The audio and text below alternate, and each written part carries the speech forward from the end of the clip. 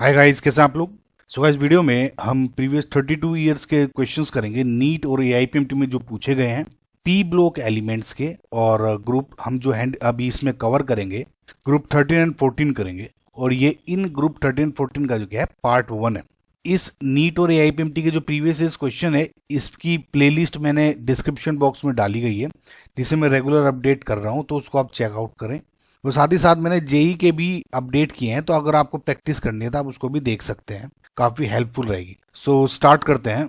Which of the following is incorrect statement. Now guys, ये 4 statement दिए गए हैं और इसमें इन सब की प्रॉपर्टीज बताइए कि इनमें से कौन सा गलत स्टेटमेंट है वो बताना। देख गाइज, अगर आप ध्यान से देखें, जो ये टिन, लेड, सिलिकॉन, जर्मेनियम है, ये ग्रुप 14 के एलिमेंट्स हैं। जैसे carbon, silicon, germanium, tin and lead, ये ऑर्डर रहता है, राइट, ऊपर से नीचे। तो इनके बेसिकली हैलाइड्स हैं सारे के सारे। ये फ्लोराइड हो गया, ये क्लोराइड हो गया और ये हैलाइड है generally, fluorine, chlorine, bromine, iodine. इन सब की प्रॉपर्टीज बतानी है। नाउ गाइस, जितने भी ये कंपाउंड्स है इनको एक्सप्लेन करने के लिए छोटा सा कंसेप्ट पता होना चाहिए, इनर्ट पेयर इफेक्ट का। नाउ इस इफेक्ट पे काफी क्वेश्चंस रिपीट किए गए हैं इस ग्रुप 13 और 14 जो क्वेश्चंस आए हैं उन पे। सो हमें inert pair effect and shielding effect का छोटा सा कंसेप्ट पता रहे कि इनका क्या इफेक्ट होता है इन एलिमेंट्स के और ग्रुप 13 के एलिमेंट्स के ऑक्सीडेशन स्टेट पर। सो गाइज, सबसे पहले तो आप ये ध्यान रखिए कि जो इनर्ट पेयर इफेक्ट है ये पी ब्लॉक एलिमेंट्स की प्रॉपर्टी है। ग्रुप 13 से लेके ग्रुप नंबर 17 तक के एलिमेंट्स इसको शो करते हैं। नाउ बिकॉज हम इसमें ग्रुप 13 एंड 14 पढ़ रहे हैं, तो अभी मेन हमारा ध्यान इस पे ग्रुप 13 एंड 14 के एलिमेंट्स पे रहेगा, लेकिन सेम कंसेप्ट उन पे भी लगता है। नाउ देखिए, ग्रुप 13 के हो गए एलिमेंट्स ये carbon, silicon, germanium, tin and lead. And similarly अगर मैं ग्रुप नंबर 13 के एलिमेंट देखूं तो क्या दिखते हैं मुझे? Boron, aluminium, gallium, indium and thallium, TL हो गए। ठीक है। So guys, basically inert pair effect कर क्या रहा है इसमें कि जो शुरू के जो एलिमेंट्स हैं, अगर देखिए आप ध्यान से देखें, ये जो ग्रुप 14 एलिमेंट्स हैं इसको नॉर्मली +4 ऑक्सीडेशन स्टेट दिखानी चाहिए। हम कैसे देखते हैं? या तो ये 14 है, इसको 10 माइनस कर दें, या फिर 4A ग्रुप में है तो इससे हम पता कर सकते हैं कि 4 है तो +4 ऑक्सीडेशन स्टेट जनरली इनको शो करनी चाहिए। सिमिलरली ये 3A हो जाता है तो इनको जनरली +3 ऑक्सीडेशन स्टेट शो करनी चाहिए। लेकिन हम ये देखते हैं कि जैसे जैसे हम डाउन द ग्रुप आएंगे तो जो टेंडेंसी है +4 ऑक्सीडेशन स्टेट रखने की वो डिक्रीज होनी शुरू हो जाती है। या फिर मैं ये कहूं कि जो टेंडेंसी है 4-2 ऑक्सीडेशन स्टेट रखने की वो इंक्रीज होनी शुरू हो जाती है। समझ रहे हैं आप? 4-2 यानी +2 ऑक्सीडेशन स्टेट। सिमिलरली जैसे हम इधर ग्रुप में देखते हैं 13 ग्रुप में, ये जनरली +3 ऑक्सीडेशन स्टेट देखते हैं। और जैसे जैसे हम नीचे आते हैं तो हमें +3 ऑक्सीडेशन स्टेट की जो टेंडेंसी है वो डिक्रीज होनी शुरू हो जाती है। और या मैं फिर से कहूं कि जो +3-2 यानी +1 ऑक्सीडेशन स्टेट है इसको रखने की टेंडेंसी इंक्रीज होनी शुरू हो जाती है। +3 की डिक्रीज होती है और +1 की इंक्रीज होती है। बेसिकली अगर आपका ग्रुप 4A है, 3A, 4 है, सिमिलरली अगर आप 5th A या 6th A या 7th A ग्रुप को देखेंगे तो सभी में क्या होना चाहिए? +5 ऑक्सीजन स्टेट शो करता है, ये +6 एंड +7। तो इनमें सब में हम -2 कर देंगे यानी +3। सिमिलरली इसमें -2, इसमें +4, सिमिलरली इसमें -2, इसमें +5 oxygen state down the group, इनकी टेंडेंसी इंक्रीज होने लग जाती है। और it is due to the inert pair effect, या फिर मैं कहूं तो जो शील्डिंग इफेक्ट की वजह से इनर्ट पेयर इफेक्ट आता है। नाउ अब ये इनर्ट पेयर इफेक्ट है क्या? देखिए, मैं इसको ग्रुप नंबर 14 को लेके समझाता हूं क्योंकि इसमें वही हमें करना है, तो साथ ही साथ इसमें भी अप्लाई हो जाएगा। सो गाइज, ये हो गया आपके इलेक्ट्रॉनिक कॉन्फ़िगरेशन। अगर आप इसमें देखें गाइज कि कार्बन और सिलिकॉन है वे जनरली +4 ऑक्सीडेशन स्टेट ही शो करते हैं। इसमें जर्मेनियम है वो बेसिकली +4 ऑक्सीडेशन स्टेट भी करता है एंड +2 भी, लेकिन इसके जो कंपाउंड्स हैं उनकी क्वांटिटी +4 की ज़्यादा है, +2 की कम है, यानी +4 ऑक्सीडेशन स्टेट इसमें ज़्यादा स्टेबल रहती है कंपैरेटिवली +2 ऑक्सीजन स्टेट के।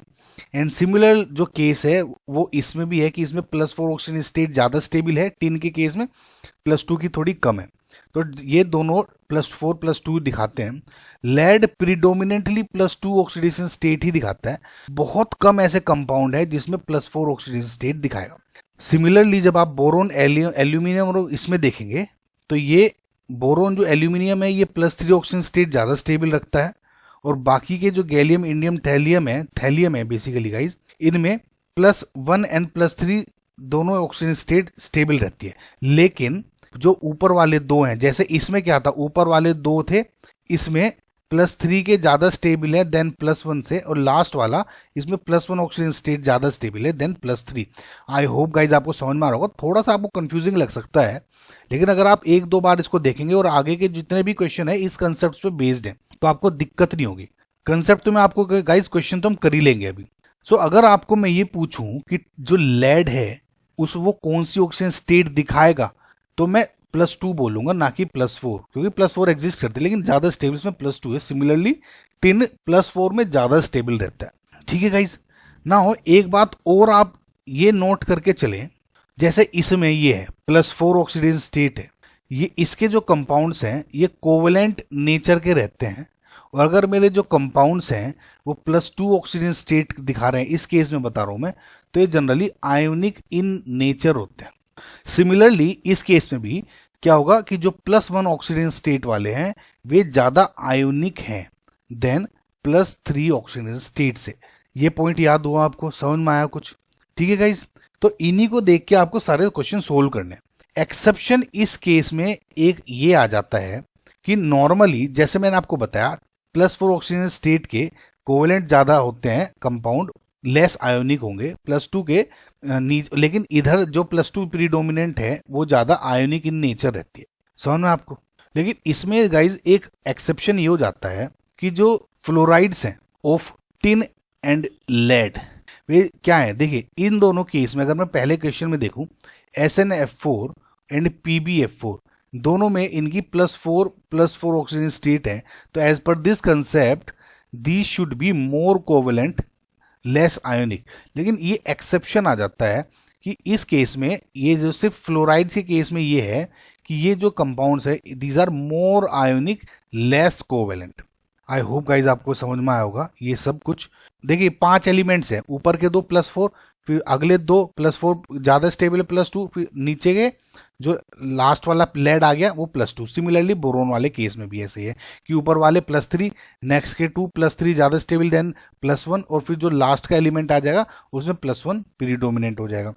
आई होप गाइज आपको समझ में होगा। नाउ ये इनर्ट पेयर इफेक्ट बेसिकली है क्या? देखिए जो कार्बन है वो +4 ऑक्सीजन स्टेट क्यों दिखा रहा है कि इसके जो आउटर मोस्ट शेल में है जो S और P के आप इलेक्ट्रॉन्स हैं वे बेसिकली हम काउंट करते हैं। ठीक है, तो अब क्या होगा, ये 2 और 2 4 इलेक्ट्रॉन्स है, अगर ये पूरे के पूरे डोनेट कर दे तो हीलियम यानी नोबल गैस कन्फिग्रेशन एक्वायर कर सकता है, तो ये +4 ऑक्सीजन स्टेट दिखाता है। सिमिलरली इस केस में भी। लेकिन जैसे ही आप नीचे आते हैं जर्मेनियम से, आपने ये देखा d ऑर्बिटल आना शुरू हो गया इस केस में। सिमिलरली टिन में भी अगला शेल आया लेकिन d ऑर्बिटल है, और लेड में तो हद ही हो गई, Fb आ गया और d ऑर्बिटल भी आ गया। तो जैसे जैसे ये d एंड f ऑर्बिटल्स आने शुरू हो जाते हैं तो क्या होता है कि जो ये ns इलेक्ट्रॉन्स है ns, राइट, तो क्या हो जाता है जैसे जैसे d एंड f ऑर्बिटल्स नीचे जिसे हम आते हैं बढ़ते रहते हैं, तो इनकी पुअर शील्डिंग इफेक्ट की वजह से, इनके पुअर शील्डिंग इफेक्ट की वजह से जो ये ns इलेक्ट्रॉन्स हैं ये न्यूक्लियस की तरफ ज्यादा अट्रैक्ट होते हैं। कैसे? देखिए सपोज ये आपका न्यूक्लियस है और ये मैंने कहा ये जैसे आउटर मोस्ट शेल है, या इस केस में कहूँ जैसे चौथा शेल ये 5 है, तो चौथे सेल में क्या होगा S, फिर P, फिर D एंड F, और ये पूरा जो ऑर्बिटल है अगर आप इसको देखेंगे ये पूरा ऑर्बिट होल। ठीक है ना, अब होगा क्या, जैसे जैसे इनकी पुअर, जैसे क्या है S, P, D and F, इनके पुअर ऑर्बिटल होने की वजह से क्या होगा, शील्ड कम करेंगे और जो बाहर वाले S के इलेक्ट्रॉन्स हैं वो अपनी तरफ शेल की तरफ ज़्यादा अट्रैक्ट होने लग जाते हैं, और जिसकी वजह से अट्रैक्शन की वजह से इनको लूज करना मुश्किल हो जाता है, और इस वजह से ये +4 नहीं दिखा पाते। जैसे जैसे नीचे आओगे तो क्या होगा, +2 होना शुरू हो जाता है। क्यों? अगर अब क्या है, ये सिर्फ 2 इलेक्ट्रॉन्स p ऑर्बिटल के लूज कर सकते हैं, s के नहीं। आई होप गाइज आपको समझ पा रहे होंगे, नहीं भी समझ पा रहे हैं तो आप ये बस जो मैंने आपको ऑक्सीडेशन स्टेट का जो कंसेप्ट बताया अब उसको समझे, उससे आपको सारा क्लियर हो जाएगा। देखिए शील्डिंग इफेक्ट क्या होता है, s ऑर्बिटल का सबसे स्ट्रॉन्ग होता है, देन p का, फिर d का होता है, फिर f का सबसे कम शील्डिंग इफेक्ट है। देखिए पुअर शील्डिंग इफेक्ट मतलब न्यूक्लियस का अट्रैक्शन ज्यादा। पुअर शील्डिंग इफेक्ट, जितना ज्यादा पुअर शील्डिंग इफेक्ट उतना ज्यादा अट्रैक्शन और उतना ही मुश्किल होगा ns2 इलेक्ट्रॉन्स को लूज करना। तो इस वजह से ये सिर्फ ये जो आउटर मोस्ट p शेल्स हैं इनको ही लूज कर पाएंगे इन केस में। अब जैसे जैसे ऑब्वियसली आप नीचे जाएंगे, क्योंकि इसमें एफ भी आ गया तो और पुअर हो गया, इसमें सिर्फ डी थे तो डाउन द ग्रुप आपका ये पुअर शील्डिंग इफेक्ट इंक्रीज होता है, और यानी न्यूक्लियस का अट्रैक्शन इंक्रीज हुआ, सो +2 ऑक्सीजन स्टेट की टेंडेंसी ज्यादा हुई। आई होप गाइज आपको सब समझ में आया होगा। ठीक है, अब इस बेसिस पे मैंने अब आपको समझा दिया, आगे मैं क्वेश्चन करा सकता हूं, तो ये जरूरी था आपको सारा सब समझाना। Okay, now back to our question, which of the following is incorrect statement. तो SnF4 is ionic in nature. मैंने आपको क्या बताया कि carbon, silicon, germanium, tin and lead है, तो बेसिकली इसके जितने भी ये +4 दिखाएंगे, इसमें +4 की टेंडेंसी +2 से ज्यादा है, इसमें +2 की टेंडेंसी +4 से ज्यादा है। मैंने आपको बताया कि अगर ओरिजिनल +4 ऑक्सीजन स्टेट है तो कंपाउंड्स आर मोर कोवेलेंट, +2 दिखा रहे हैं तो कंपाउंड्स आर मोर आयोनिक। लेकिन इसमें एक्सेप्शन बता दिया था आपको कि जो ये टिन एंड लेड है लास्ट वाले, इनके जो हैलाइड्स हैं स्पेशली फ्लोराइड्स हैं SnF4 एंड PbF4, क्योंकि इसमें +4 है तो जनरली इसमें कोवेलेंट होने चाहिए, these are more ionic compounds, ionic in nature, right guys. So इसमें क्या है, SnF4 is ionic in nature, this is correct statement, correct है। इनकरेक्ट स्टेटमेंट बताना है, फिलहाल स्टेटमेंट करेक्ट है। PbF4 is covalent in nature, लेकिन ये आयोनिक होना चाहिए, एक्सेप्शन है, तो इसका मतलब दिस इज रॉन्ग स्टेटमेंट, यानी मेरा इनकरेक्ट है, यानी ये मेरा करेक्ट आंसर है। बाकी के भी देखते हैं। SiCl4 is easily hydrolysed. जितने भी आपके ये ग्रुप 14 के एलिमेंट्स हैं accept CCl4 carbon tetra chloride, जितने भी आपके क्लोराइड्स होंगे MCl4, ये सब के सब हाइड्रोलाइज्ड होना आसान है इनका, ये हाइड्रोलाइज हो सकते हैं यानी पानी के साथ रिएक्शन कर सकते हैं, accept CCl4 carbon tetra chloride नहीं करता। इसका रिएक्शन बताता हूं और आपको इसकी फिर रीजन भी बताता हूं कि ऐसा होता क्यों है, ताकि आपको थोड़ा ज्यादा समझ में आ जाए। देखिए गाइस, पहले तो आपको रिएक्शन बताता हूँ। फॉर एग्जाम्पल, अब क्योंकि इसमें SiCl4 का ही बताया हुआ है, मैंने बताया आपको सिर्फ CCl4 नहीं हो सकता, तो सिलिकॉन, जर्मेनियम, इन सब के क्लोराइड से हाइड्रोलाइज हो सकते हैं, तो इसमें SiCl4 सिर्फ एग्जाम्पल के लिए दिया है। सो SiCl4 वी नो 4 क्लोराइड जुड़े हुए हैं इस तरह से। तो नॉर्मली देखिए रिएक्शन ऐसे होती है कि H2O है, इसका जो लोन पेयर है it can easily attack here silicon पे, और एक Cl निकल जाता है। ठीक है, एक Cl निकल जाएगा तो इसमें क्या होगा, SiCl Cl एक OH जुड़ जाएगा, ऑब्वियसली एक OH2 होता होगा यहाँ, देखिए OH2 होता होगा यहाँ, प्लस पॉजिटिव चार्ज हो जाएगा, तो एक प्रोटॉन में निकाल दूंगा यहाँ से। तो प्रोटॉन निकालने के बाद ये जो H पॉजिटिव इससे निकला और Cl नेगेटिव जो ये निकला, तो ये HCl बना देते हैं। ठीक है, समझ में आपको। तो H2O ऐड हो गया और HCl यहाँ से निकल गया, आप ऐसे याद रख सकते हैं। सिमिलरली आगे भी जैसे और रिएक्शन करेंगे, दोबारा H2O से करते हैं तो एक Cl, फिर इस पे अटैक करेगा, ये निकल जाएगा, तो SiCl Cl 2 OH इधर आ जाएंगे इस बार। ठीक है, सिमिलरली 2 बार और हो गए तो सारे के सारे जो Cl हैं ये सारे के सारे OH से रिप्लेस हो जाते हैं, सेम मेथड से। समझ आपको, सेम मेथड से हो जाएंगे, और इसको आप क्या बोलते हैं, SiOH4, और ये क्या होता है, सिलिसिक एसिड। ओके गाइज, तो ये हाइड्रोलाइज हो सकता है, सिलिसिक एसिड की प्रिपरेशन है बेसिकली। नाउ अब ये हुआ कैसे होगा, इसका आपको एक मैं और एक्सप्लेन कर दूं। देखिए गाइज, जैसे मैंने आपको बताया कि SiCl4 या उसके बाद में सब के सब हाइड्रोलाइज हो जाते हैं क्लोराइड, सिर्फ CCl4 नहीं होता। इसका रीजन ये है कि अगर आप SI का इलेक्ट्रॉनिक कॉन्फ़िगरेशन बनाएंगे गाइज, सिलिकॉन का वो क्या होता है, 14 इसका एटॉमिक नंबर है, तो क्या हो जाएगा 1s2 2s2 2p6 3s2 3p2, और इसमें एक 3d0 भी ऑर्बिटल होता है लेकिन एम्प्टी है। तो अगर आउटर मोस्ट शेल देखें ये वाले, इसमें क्या है, दो ये इलेक्ट्रॉन्स हो गए और ये एम्प्टी ऑर्बिटल हो गया। अब क्या होगा, एक्साइटेड स्टेट में एक इलेक्ट्रॉन यहाँ चला जाता है, तो कुल मिला के ये कुछ ऐसे बन जाता है आपका कि 1 2 3 4। अब ये ऑर्बिटल यहाँ पे खाली है। सो जो 4 Cl जुड़े हैं वो कुछ इस तरह से यहाँ पे जुड़ गए होंगे ना। अब क्या होता क्या है ऑन द अदर हैंड कि अब देखिए जब H2O आएगा it can make a coordinate bond here. जब कोऑर्डिनेट बॉन्ड बनाता है और बाद में रिएक्शन ऐसे होती है कि H आयन और उसका Cl निकल जाता है और ये पेयर बना लेते हैं, कुछ इस तरह से होती है। लेकिन उसके लिए सबसे पहले H2 क्या है, अपने लोन पेयर से अटैक करता है। अटैक तब करेगा जब यहाँ पे एम्प्टी कोई ऑर्बिटल हो, तो ये एम्प्टी डी ऑर्बिटल के होने की वजह से यहाँ पे ये अटैक कर चुका होता है। लेकिन जब आप कार्बन को देखते हैं, कार्बन का जो एटॉमिक नंबर है वो 6 है, तो 1s2 2s2 2p2 हो गया। लेकिन इसमें कोई 2d0 नहीं आता, 3 और शेल में ही डी स्टार्ट होना शुरू होता है। तो बिकॉज इसमें कोई ऑर्बिटल नहीं है एम्प्टी। अब देखिए एक्साइटेड स्टेट में देख लो तो एक इसमें 2 3 4 इलेक्ट्रॉन ऐसे आ जाएंगे जैसे ये दिख रहा है। अब इसमें CCl4 तो बन गया, राइट, लेकिन इसमें H2 अटैक इसलिए नहीं करता क्योंकि इसमें कोई एम्प्टी डी ऑर्बिटल नहीं है। आई होप गाइज आपको समझ आया होगा, मैं समझाने में सक्सेसफुल हुआ होगा। ये तो हो गया, यानी मेरा जो स्टेटमेंट है ये सही है, सी वाला, है ना। अब देखिए अब डी ऑप्शन क्या है, सिंपल, ये भी आपका ऑक्सीडेशन स्टेट पे ही डिपेंड करता है। वो कैसे, देखिए जो मेरा ये जर्मेनियम है अगेन वही कार्बन वाला ग्रुप है, ये तो सिर्फ +4 ऑक्सीजन स्टेट दिखाएंगे। ये वाले में +4 की ज्यादा स्टेबल होती है देन +2, लेकिन दोनों दिखाते हैं। लेकिन इस केस में +2 ज्यादा स्टेबल है देन +4। इस केस में क्या कहा कि +4 ज्यादा स्टेबल है, यानी अगर मैं x4 जोड़ दूं, Ge+4 में 4x नेगेटिव जोड़ दूं तो यानी GeX4 बन गया, और Ge+2 में मैं 2x नेगेटिव जोड़ दूं तो GeX2 बन गया। अब क्योंकि GeX4 ज्यादा स्टेबल होता है तो इसका जो रिएक्शन करके ये जो कंपाउंड बनता है इट इज मोर स्टेबल, और ड्यू टू द रीजन की सिर्फ और सिर्फ क्योंकि इसमें +4 ऑक्सीजन स्टेट ज्यादा स्टेबल होती है देन +2, ये लेस स्टेबल हो गया।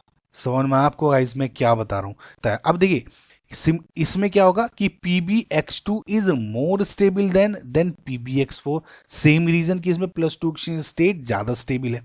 समझ में आपको गाइस। अच्छा, इसमें और पूछा जा सकता है कि फॉर एग्जाम्पल मैं टिन और लेड को कंपेयर करता हूं। क्वेश्चन पूछा जा सकता है कि टिन जो है वो आपकी +2 ऑक्सीजन स्टेट में है और टिन है आपकी +4 ऑक्सीजन स्टेट में है, इसमें कौन सा ज्यादा रिड्यूसिंग नेचर का है या कौन सा ज्यादा ऑक्सीडाइजिंग नेचर का है। देखिए गाइस मैंने आपको बताया टिन की बात कर रहा हूं, +4 ऑक्सीजन स्टेट ज्यादा स्टेबल है तो इट इज मोर स्टेबल। तो Sn+2 की टेंडेंसी क्या रहेगी कि ये 2 इलेक्ट्रॉन और लूज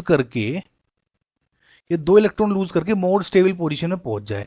तो क्योंकि ये इलेक्ट्रॉन दे रहा है, किसी को देगा, तो ये क्या है, रिड्यूसिंग एजेंट, तो it is a good reducing agent. समझ में आपको गाइस, इस तरह का क्वेश्चन पूछा जा सकता है आपको। तो सिमिलरली अगर आपसे ये पूछूं कि Pb+2 है एंड Pb+4 है तो इसमें कौन सा अच्छा ऑक्सीडाइजिंग एजेंट है, इसमें आप क्या कहेंगे। देखिए Pb+2 is more stable then Pb+4।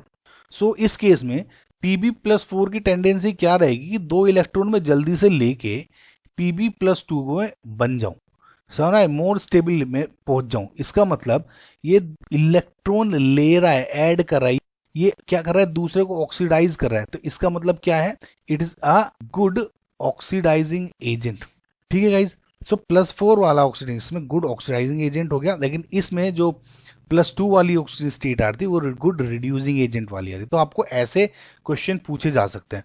तो कुल मिला के अब आपका जो आंसर हुआ कि GeX4 is more stable then GeX2, it is correct statement. Incorrect बताएं तो ये आंसर नहीं है, क्योंकि +4 ऑक्सीजन स्टेट जर्मेनियम में ज्यादा स्टेबल है देन +2। आई होप गाइज आपको ये क्वेश्चन समझ में आया होगा। मैं सब कुछ आपको एक्सप्लेन कर चुका हूँ इसमें। इसके अलावा इस टॉपिक पे और कुछ नहीं बनता, सिर्फ सिमिलर क्वेश्चंस पे, टॉपिक्स पे वीडियो बनेगी। राइट गाइज, सो नेक्स्ट क्वेश्चन देखते हैं। Which of the following species is not stable.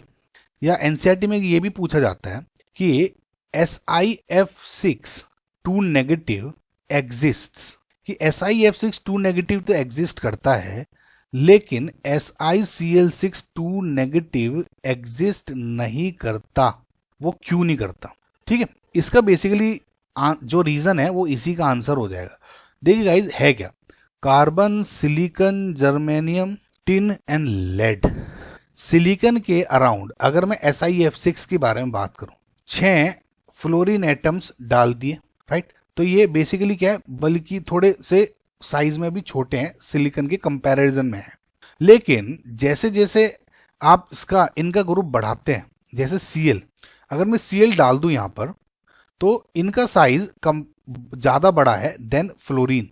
दिख रहा है आपको? ज्यादा बड़ा साइज है, तो इनके बीच में स्टेरिक हिंड्रेंस बढ़ता है। इन क्लोरीन एटम्स में इनके बीच में स्टेरिक हिंड्रेंस बढ़ता है, और ये जो Si है, इन 6 क्लोरीन जो एटम्स हैं, इनको सस्टेन नहीं कर पाता और इनको अपने से जुड़ा नहीं रह पाता।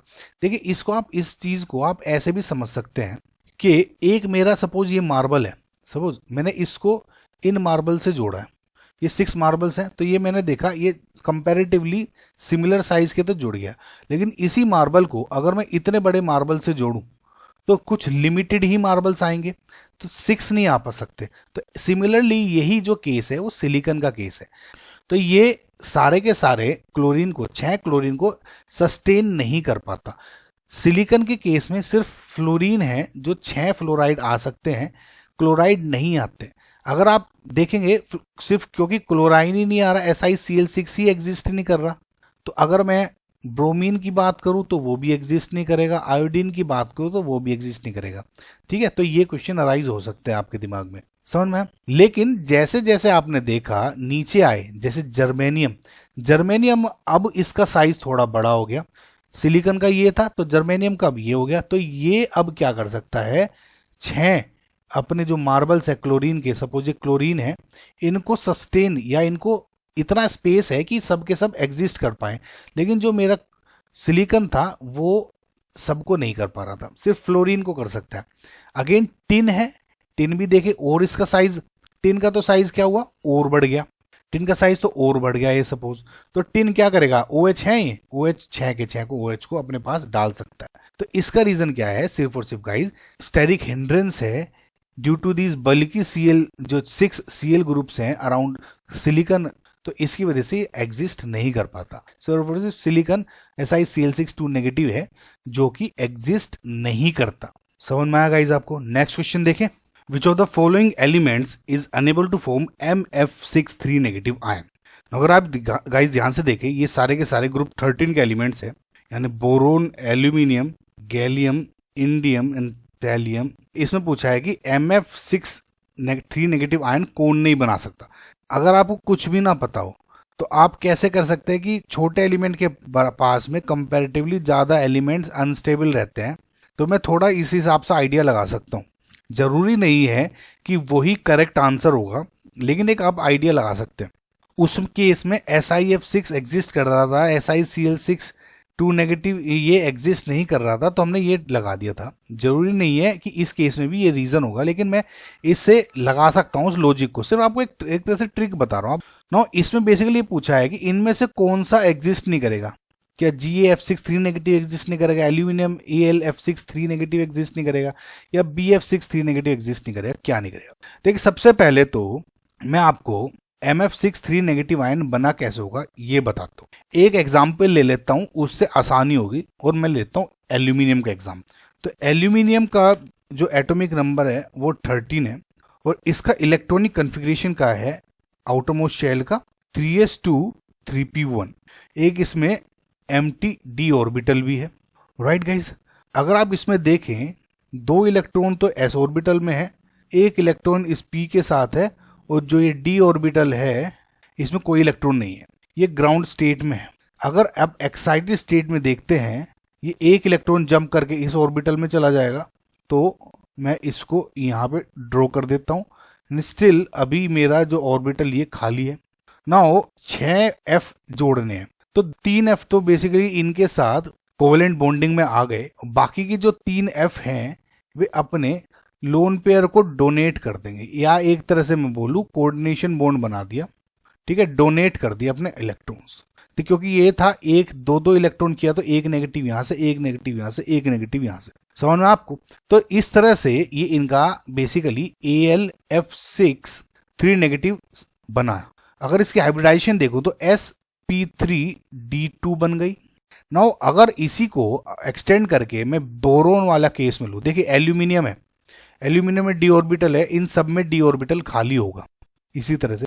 लेकिन बोरोन के केस में क्या होता है, बोरोन का जो एटॉमिक नंबर है वो 5 है और उसका जो इलेक्ट्रॉनिक कॉन्फ़िगरेशन हो जाएगा क्या हो जाएगा 2s2 2p1, यानी ये वाला। नाउ माइंड यू इसमें गाइस कोई भी डी ऑर्बिटल खाली नहीं है।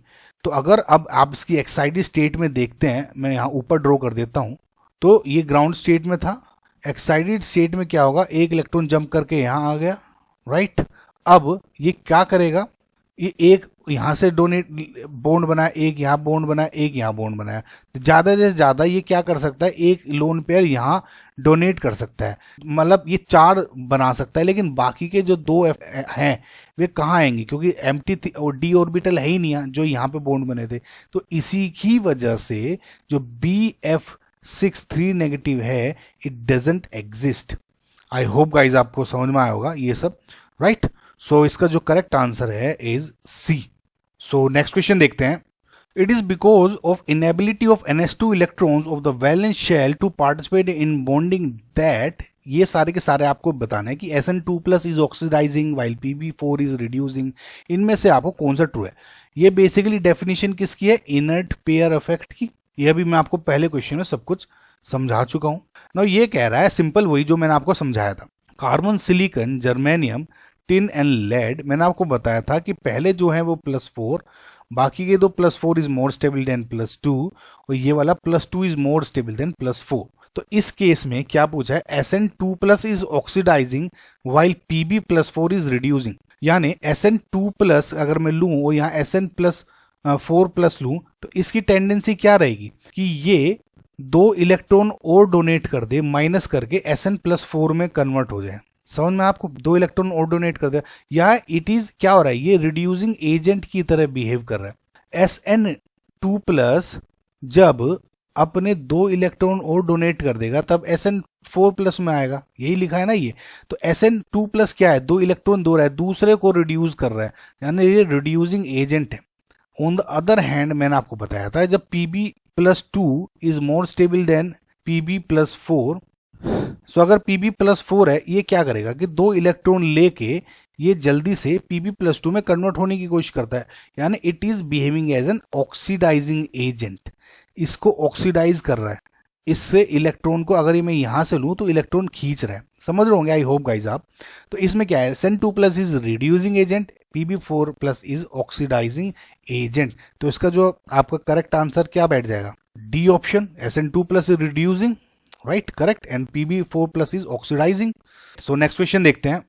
Boric acid is an acid because its molecule, अब ये बताना है कि बोरिक एसिड एसिड क्यों है, कि ये रिप्लेसेबल H आयन रखता है, gives A proton OH negative from water, release proton combined with proton form water molecule, ये सब पूछना। देखिए ये सारे जो है ना स्पेसिफिक केसेस हैं, तो आपको डरने की जरूरत नहीं है, ऐसे 4 या 5 पॉइंट्स हैं हर चैप्टर में सिर्फ। और आपको जो रिवीजन करेंगे ना, अगर आप, मैं जब जेई के अपलोड करूंगा उसमें भी आप देखेंगे इन्हीं कुछ 2-4 टॉपिक्स पे से ही क्वेश्चंस आए हुए हैं, तो इतना कुछ डरने की जरूरत नहीं है गाइज। अब देखिए बोरिक एसिड H3BO3 को बोलते हैं, बोरिक एसिड या ऑर्थोबोरिक एसिड भी बोलते हैं, और इसका जो फॉर्मूला है वो कुछ ऐसे है, OH एंड OH। सो वैसे तो आपको अगर देखें बोरिक एसिड, अगर ये एक ऑक्सी एसिड है, इसकी स्ट्रक्चर कैसे बनाए इस पर मैं ऑलरेडी ट्रिक बना चुका हूं, तो आप उस वीडियो को देखें, ट्रिक्स को राइट सर्च करेंगे मिल जाएगा आपको। तो बोरिक एसिड का स्ट्रक्चर कुछ ऐसे है। नो गाइस, अगर आप इसको ऊपर से देखें तो वैसे तो मुझे ये दिख रहा है कि इसमें 3 H आयंस हैं जो कि एसिडिक H आयंस दिख रहे हैं, तो मेरे हिसाब से ये ट्राइबेसिक एसिड होना चाहिए, यानी 3 प्रोटॉन्स को डोनेट करके ट्राइबेसिक एसिड बना है, राइट। लेकिन ये गाइस ये गलत है, ये रॉन्ग स्टेटमेंट है। जो H3BO3 है ये प्रोटोनिक एसिड नहीं होता, H आयन डोनेट नहीं करता। ऑन द अदर हैंड ये जो मेरा ये है H3BO3 is a monobasic Lewis acid, समझ आया आपको? ये इलेक्ट्रॉन्स लेता है, एक्सेप्ट करता है और एक बार करेगा। मोनोबेसिक है लुईस एसिड, ना कि ट्राई बेसिक प्रोटोनिक एसिड। ये गलत है। अब इसका रीजन क्या है, को इसके स्ट्रक्चर को देखने में समझ में आएगा। H3BO3 बेसिकली ऐसे एग्जिस्ट नहीं करता सिंपल एक मॉलिक्यूल, ये मल्टीपल मॉलिक्यूल फॉर्म में एग्जिस्ट करता है विद हाइड्रोजन बॉन्डिंग ऐसे। देखिए अब ये हुआ एक यूनिट। सर आप देखेंगे तो जो ये यूनिट बनी, ये एक H3BO3 है। ओके, सो ये मल्टीपल यूनिट दूसरे H3BO3 के साथ हाइड्रोजन बॉन्डिंग बना रहे हैं जो कि काफी स्टेबल है, राइट। इस जो H हैं, क्योंकि ये हाइड्रोजन बॉन्डिंग में एंगेज्ड हैं, तो ये डोनेट नहीं हो सकते। समझ में आया? Because of hydrogen bonding. I hope guys आप समझ पा रहे होंगे ना कि देखिए क्या है, सिंपल BOH है, OH है एंड OH है। तो इसने क्या किया, दूसरे जो BOH, OH एंड OH है, इनके बीच में हाइड्रोजन बॉन्डिंग बन गई इस H की और इस O की। समझ में? तो सिमिलरली इसकी H बॉन्डिंग, इसकी H, इसकी H, इसकी H। अब क्योंकि हाइड्रोजन बॉन्डिंग में पार्टिसिपेट कर रहे हैं तो ये प्रोटॉन को डोनेट नहीं कर सकता H3BO3। तो पहले तो ये रीजन हो गया, इन हाइड्रोजन बॉन्डिंग की वजह से ये प्रोटोनिक एसिड नहीं है। नाउ ये लुईस एसिड कैसे है, मोनोबेसिक लुईस एसिड, उसका रिएक्शन आपको समझ में आएगा पानी के साथ। सो H3BO3 नॉर्मली अपना तो प्रोटॉन नहीं डोनेट कर पाता, लेकिन जैसे ही मैं H3BO3 को वाटर में डाल देता हूं, HOH में, पानी में, तो ये एक प्रोटॉन लूज कर देता है। क्यों? सो ये लोन पेयर इस पे अटैक करते हैं और ये क्या बन जाएगा, BOH, OH, OH, एक OH इसका जुड़ गया और एक ये प्रोटॉन है ये बाहर आ जाता है, राइट। ओवरऑल ये OH नेगेटिव है तो आप ऐसे कह सकते हैं कि OH नेगेटिव इससे जुड़ गया और H प्रोटॉन बाहर हो गया ना। जैसे ही आपने इसमें पानी में डाला और ये BOH 4 नेगेटिव में कन्वर्ट हो गया और H आयन रिलीज कर दिया। तो इस प्रोटॉन के निकलने की वजह से ये मोनोबेसिक लुईस एसिड है। समझना आपको गाइस? तो आपका जो करेक्ट आंसर है वो क्या है, C, कि accept OH negative from water releasing a proton. ना आपको डाउट हो सकता है कि ये BO ने इस पे अटैक कैसे किया। इसको समझाने के लिए मैं हल्का से आपको एक आइडिया दे देता हूं कि देखिए जो बोरोन है उसका जो एटॉमिक नंबर 5 है, तो 1s2 2s2 2p1 हो गया, ठीक। अब आउटरमोस्ट शेल में ये आपका इस तरह से इलेक्ट्रॉनिक कॉन्फ़िगरेशन हो गया ग्राउंड स्टेट में। सो एक्साइटेड स्टेट में ये क्या हो जाएगा, एक इलेक्ट्रॉन यहां मूव कर गया। समझ में आया? तो अब क्या है, देखिए 3 OH थे तो 3 OH ने कुछ ऐसे बॉन्डिंग बना ली। समझ में आपको? अभी भी इस पे एक ऑर्बिटल खाली है। इस ऑर्बिटल खाली होने की वजह से जो H2O है वो अटैक कर देता है इसके ऊपर, या मैं कहूं कि OH नेगेटिव है वो अटैक कर देता है इसके ऊपर, जिसकी वजह से प्रोटॉन निकल जाता है और ये बेसिकली एसिड की तरह बिहेव करते हैं। आई होप गाइज आपको समझ में आया होगा सारा का सारा बेसिक। कुछ नहीं है गाइज, ये सब यही 2-4 कंसेप्ट है, राइट। सो नेक्स्ट क्वेश्चन देखते हैं। The stability of +1 oxygen state among aluminium, gallium, indium and thallium increases in the sequence. वही सेम गाइज ग्रुप 13 के एलिमेंट्स हैं, boron, aluminium, gallium, IN, TL. मैंने क्या बताया आपको, नॉर्मली ये +3 ऑक्सीजन स्टेट शो करते हैं, ये +3 -2 कर दें आप हमेशा हर किसी में, -2 +4 -2, तो यानी इनमें +3 ज़्यादा स्टेबल होगी देन +1 और इसमें +1 ज़्यादा स्टेबल होगी +3 से। लेकिन ओवरऑल ट्रेंड क्या रहता है कि जैसे ऊपर से नीचे आएंगे आप तो जो +1 ऑक्सीजन स्टेट है वो उसकी टेंडेंसी इंक्रीज होनी शुरू हो गई due to the inert pair effect. तो इसमें यही पूछा है कि stability of +1 oxygen state among the following क्या हो जाएगा, इसमें ऑप्शन आपका ए है करेक्ट। क्यों? देखिए एल्यूमिनियम, फिर नीचे आया गैलियम, फिर आईएन आ गया, फिर टीएल आ गया, तो ऊपर से नीचे का ऑर्डर बना हुआ है। ये आपका करेक्ट आंसर है A, right guys. So next question देखें, which of the following structure is similar to graphite. So guys अगर आप ऑप्शन सी को देखें, बीएन को बोलते हैं आप बोरोन नाइट्राइड, या फिर इसको बोलते हैं बोरेजोन, BORAZONE, या फिर इसको एक नाम और है वो क्या बोलते हैं आप, इसको इनऑर्गेनिक ग्रेफाइट। इनऑर्गेनिक ग्रेफाइट इसको बोलते हैं क्योंकि इसका जो स्ट्रक्चर है वो सिमिलर रहता है थोड़ा ग्रेफाइट से।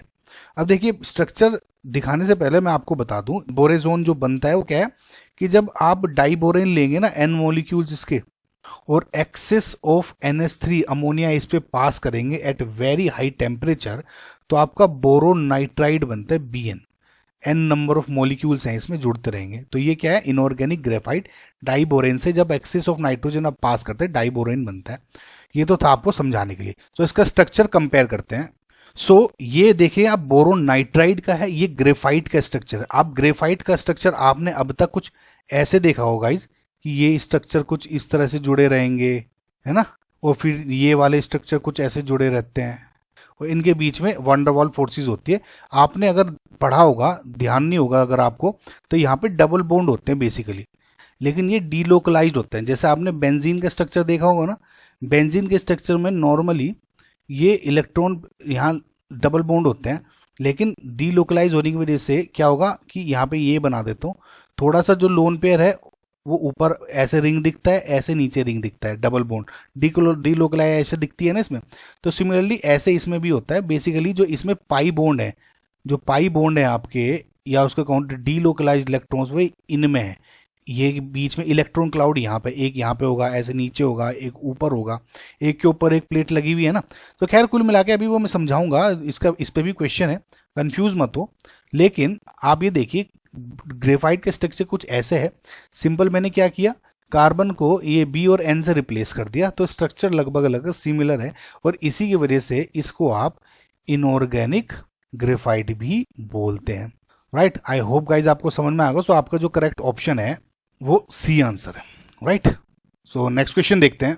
विच of these is not a monomer for a high molecular mass silicon polymer. No guys, इसमें दो चीज आपको पता होनी चाहिए कि एक तो ये कि हाई मोलिकुलर मास वाला, और दूसरा सिलिकॉन पॉलीमर। नो आपको मैं बता दूं गाइज, जो सिलिकॉन पॉलीमर है वो बेसिकली आपको जनरली यूज करते हैं, वो हम सर्जिकल एंड कॉस्मेटिक जो प्लांट्स हैं उसमें यूज किया जाता है, उन एक्टिविटीज में यूज किया जाता है। और एक ये जो पॉलीमर है, जिसकी जो इसके पॉलीमर का स्ट्रक्चर कैसा दिखता है कि SiR। गाइज इस कंसेप्ट को आप समझिएगा, इसमें 3-4 बार क्वेश्चन रिपीट हुए हैं। राइट, तो मैं आपको पूरी अच्छी तरह से समझाने की कोशिश करूंगा इस टॉपिक को। जो सिलिकॉन पॉलीमर है, इसका स्ट्रक्चर कुछ ऐसे होता है, ये वाला। राइट, N ऐसी यूनिट्स जुड़ी रहती हैं, समझ में। तो इसके बाद में क्या होगा, एक और SiROR, आगे फिर SiRRO, इस तरह से, है ना। तो ये जो पॉलीमर है आपका सिलिकॉन पॉलीमर का स्ट्रक्चर है, सिलिकॉन पॉलीमर। इसका जो मोनोमर होता है उसका एक स्टैंडर्ड फॉर्मूला होता है, जनरल फॉर्मूला RnSiCl4-N। ये आप याद रख लें, RnCiCl4-N। ठीक है, R यहाँ पे जनरली कोई भी एल्काइल यूनिट हो सकती है, एराइल यूनिट हो सकती है। राइट ना, ये तो हो गया सिलिकॉन पॉलीमर का मोनोमर, ये हो गया पॉलीमर का स्ट्रक्चर। ठीक है ना, फॉर एग्जाम्पल गाइज, इसमें अगर मैं N की वैल्यू 1 रखूं तो R, ये मोनोमर यूनिट क्या हो जाएगी, RSiCl3। तो इसका जो स्ट्रक्चर कुछ, जो मोनोमर का स्ट्रक्चर कुछ कैसे हो जाएगा, Si 1R3Cl। अगर N की वैल्यू 2 आ गई तो क्या हो जाएगा, R2SiCl2। तो इसका स्ट्रक्चर क्या हो जाएगा, एक Si 2R और 2Cl हो गए। सिमिलरली अगर मैं N की वैल्यू 3 कर दूं, यानी R3SiCl, तो यहाँ पे क्या हो जाएगा स्ट्रक्चर इसका, SiR एंड R और एक Cl। और N की वैल्यू 4 नहीं हो सकती, क्योंकि फिर यही हो जाएगा R4SiCl0 हो जाएगा, और वो यूनिट बनेगी नहीं। ठीक है, तो 1 2 3 कुछ 3 वैल्यू हो सकती है इसमें, याद ध्यान रखिए, एटलीस्ट 1 Cl होना चाहिए। ओके, ये समझ में आपको। नाउ देखिए, मैं अब बताता हूं इन स्ट्रक्चर से ये बनता कैसे है आपका पॉलीमर। सो फॉर एग्जाम्पल, अगर मैं इस यूनिट के लेता हूं SiClR एंड R, अब क्या होता है, इसका हाइड्रोलिसिस होता है, H2O में डालते हैं। अब H2O में डालेंगे, अगेन गाइज वही रिएक्शन मैं एक बार बता रहा हूं, H2O इस पर अटैक करेगा, Cl निकल जाएगा, तो ये Cl SiR OH में कन्वर्ट हो जाएगा, एंड R OH2 है, तो यहाँ एक इसका H प्लस OH नेगेटिव है ना, OH नेगेटिव यहाँ जुड़ गया, H और इस Cl जुड़ के HCl माइनस HCl निकाल देगा, ये जुड़ गया। सिमिलरली जब फिर से OH में रिएक्शन करेंगे तो जो ये बचा हुआ Cl है ये भी आपका OH में कन्वर्ट हो जाता है। समझ में आपको। अब क्या है, जो ये वाली यूनिट है ये आपस में जुड़ती है कंडेंसेशन पॉलीमराइजेशन के थ्रू। कैसे, देखिए SiR ये OH है, ये OH है, ये SiR OH एंड OH ये R। जब इसका कंडेंसेशन होगा तो H2O निकलेगा, ये H2O यूनिट निकल के ये कहाँ कन्वर्ट हो जाता है, SiR O SiR R and O, यहाँ पे O आ जाएगा क्योंकि मैं लेंथी कर दूंगा यहाँ पे। सिमिलरली यहाँ पे एक OH H हट जाएगा क्योंकि ये H कैसे हटा होगा, यहाँ पे कोई और सिलिकॉन जुड़ा होगा जिसने H2 निकाल दिया तो O बचता है। तो आई होप आपने मेरी पॉलीमर वाली वीडियो देखी होगी, नीट वाली भी, और जो मैंने एक ट्रिक वीडियो बनाई है कंडेंसेशन की, उससे आपको समझ में आ जाएगा। तो आप देखें इसमें जो रिपीटिंग यूनिट दिख रही है आपकी, वो क्या दिख रही है, ये वाली, सब में रिपीट हो रहा है ना। तो कंडेंसेशन पॉलीमर हुआ, इस तरह से यूनिट जुड़ती रहती है। राइट गाइज, आई होप आपको समझ में आया ये सिलिकॉन पॉलीमर बना कैसे, इस तरह से बना। नाउ अब इसमें कहा है हाई मोलिकुलर मास वाला कौन सा नहीं बना रहा है। अब हाई मोलिकुलर मास का मतलब क्या है, जब मल्टीपल यूनिट्स इसमें जुड़ती जा रही हैं, ठीक है। अगर आप देखें तो इसमें आगे भी और भी SiR O इस तरह जुड़ सकते हैं, तो मल्टीपल चेन बन सकते हैं क्योंकि इसमें बहुत साइड OH है, तो लिंक बन सकता है चेन का। लेकिन अगर आप R3SiCl वाला जो एग्जाम्पल है जिसमें N की वैल्यू 3 थी, अगर इसको आप चेक करें, यानी RRCl, इसमें जब आप इसका हाइड्रोलिसिस करते हैं तो एक Cl है तो एक Cl OH से चेंज होगा ना। इस तरह की दो यूनिट जब मिलती हैं, यानी SiR एंड R, जब ऐसी दो यूनिट मिलेंगी तो ये एक कंडेंसेशन पॉलीमराइजेशन करके वाटर निकाल दिया, तो इसकी वैल्यू क्या बन जाएगी, यहाँ पे RSiR SiR एंड R, ये बन गया स्ट्रक्चर। तो अगर आप देखें इसमें अगर मैं एक और ऐसी यूनिट डाल दूं तो इनमें कोई OH नहीं है जो कि इससे कंडेंसेशन होकर OH2 करे। तो इसका मतलब जो R3SiCl4 के टाइप के जो सिलिकॉन्स हैं या जो मोनोमर हैं, बेसिकली ये सिर्फ दो यूनिट ही आपस में जुड़ सकते हैं। ये लो मोलिकुलर मास के ही कंपाउंड बनाएंगे, हाई मोलिकुलर मास के नहीं। अब इसमें देख लें सिर्फ और एकलौता एक ए ऑप्शन है जो कि इसको फॉलो कर रहा है। आर की जगह यहाँ पे इन्होंने CH3 लगा दिया है, Me, सब के सब जुड़ रहे हैं। समझ में गाइज, आई होप आपको ये चीजें दिखी होंगी ना। तो ये बेसिकली क्या है, R3SiCl4 है, सिर्फ और सिर्फ डाइमर ही बना पा रहा है। समझ में गाइज। अच्छा एक बात और बता दूं आपको, जो ये मैंने ये मोनोमर लिए थे ना, मोनोमर जिसका जनरल फॉर्मूला क्या था, RnSiCl4-N, इनको आप बेसिकली सब्स्टिट्यूटेड क्लोरोसिलांस बोलते हैं, सब्स्टिट्यूटेड क्लोरोसिलांस। तो ये मोनोमर यूनिट को सब्स्टिट्यूटेड क्लोरोसिलांस जब हाइड्रोलिसिस होता है इनका, उसके बाद कंडेंसेशन करके ये बेसिकली सिलिकॉन पॉलीमर में कन्वर्ट हो जाते हैं।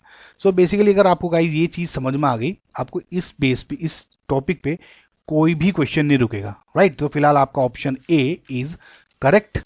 सो नेक्स्ट क्वेश्चन देखते हैं। तो straight chain polymer is formed by, अब देखिए गाइज ये सेम जो आपका मैंने अगर स्ट्रक्चर देखें सिलिकॉन्स के हैं, सेम जो आपको कंसेप्ट बताया सेम टू सेम वही लगेगा, राइट। सो बेसिकली ये जो स्ट्रक्चर्स हैं ये सब्स्टिट्यूटेड क्लोरोसिलांस के हैं जो कि मोनोमर यूनिट्स होती हैं सिलिकॉन्स की, राइट गाइज। सो इसमें ये पूछा है कि स्ट्रेट चेन पॉलीमर कौन बना रहा है, लंबी स्ट्रेट चेन पॉलीमराइजेशन करनी है। अब देखिए अगर मैं इस पहला ऑप्शन लूं CH3SiCl 3 इस तरह जुड़ी है, यानी मैं अगर इसका 3 बार हाइड्रोलिसिस कर दूं, अब तो आपको समझ में आ गया होगा, 3 यूनिट HCl निकल जाएंगी।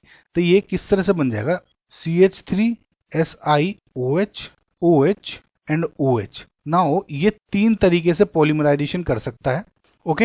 ये H2O, एक इस वाले H2O का भी हाइड्रोलिसिस कंडेंसेशन होगा, और एक यहाँ से भी H2O निकला। तो आप देखें तो ये बेसिकली शीट बनती जा रही है, ऐसे सिमिलरली इनके बनेंगे, इसके बनेंगे, तो ये सिंगल चेन नहीं बन रही है, राइट। समझ में आपको गाइज मैं किस सेंस में बोल रहा हूँ। अगेन इसका अगर आप देखेंगे तो इसका तो हाइड्रोलिसिस करके भी कोई फायदा नहीं है, क्योंकि मैंने बताया सारे के सारे CH3 हैं, OH Cl है ही नहीं, इसमें OH कहाँ जुड़ेगा, तो ये वैसे ही नहीं है। ये बता दिया ये पॉलीमर स्ट्रेट चेन नहीं बना रहा है, ये भी नहीं हो रहा। अब ये 2 Cl वाले देखो तो 2 Cl हैं, CH3, ये अभी मैंने इसका एग्जाम्पल भी समझाया था। हाइड्रोलिसिस करूंगा तो OH यहाँ जुड़ गया, तो ये स्ट्रेट चेन बन जाएगी। क्यों, क्योंकि अगर एक OH यहाँ जुड़ेगा तो ये हाइड्रोलिसिस करके बना देगा। सिमिलरली यहाँ पे एक यूनिट होगी, हाइड्रोलिसिस कर देगी, तो ऐसे चैन खिंचती चली जाएगी, ऊपर नीचे कहीं नहीं है, वो CH3 है। तो सिमिलरली ये क्या हो जाएगा, फिलहाल तो ये आपका आंसर हो गया सी। आई होप गाइज आपको समझ में आया होगा, करके देखिएगा। और सिमिलरली जो डी ऑप्शन है, इसमें भी आप देखेंगे कि इसमें बेसिकली स्ट्रेट चेन नहीं बन रही, इसमें सिर्फ और सिर्फ डाइमर बना है, जो अभी मैंने पिछले ऑप्शन का जो आंसर था, यानी SiCl CH3 CH3 CH3 है। जब इसका हाइड्रोलिसिस करेंगे OH में कन्वर्ट हो जाएगा ये। तो सिमिलरली ऐसी एक और यूनिट के साथ मिलके ये सिर्फ और सिर्फ डाइमर बनाता है, समझ में? यानी ये कैसा स्ट्रक्चर दिखेगा, ये यूनिट है यहाँ पे O और ये स्ट्रेट लाइन, इस टाइप का स्ट्रक्चर बनेगा। ये डाइमर बनाया है, स्ट्रेट चेन पॉलीमर तो दूर की बात है, बस ये 2 यूनिट पे रुक के छूट गया, राइट। सो फिलहाल आपका आंसर क्या हो गया, सी ऑप्शन हो गया। आई होप गाइज आपको समझ में आया होगा। नेक्स्ट क्वेश्चन देखते हैं। Which of the following oxidation states are the most characteristic of lead and tin. ये आपको कितनी बार बता दिया guys, carbon, silicon, germanium, tin and lead, right. ये +4, इसमें +4 ग्रेटर देन +2, इसमें +2 ग्रेटर देन +4। तो इसमें क्या है, ऑप्शन आपका ए सही है कि लेड है, ये +2 ऑक्सीजन स्टेट ज़्यादा है, और जो टिन है इसमें +4 ऑक्सीजन स्टेट ज़्यादा फेमस है।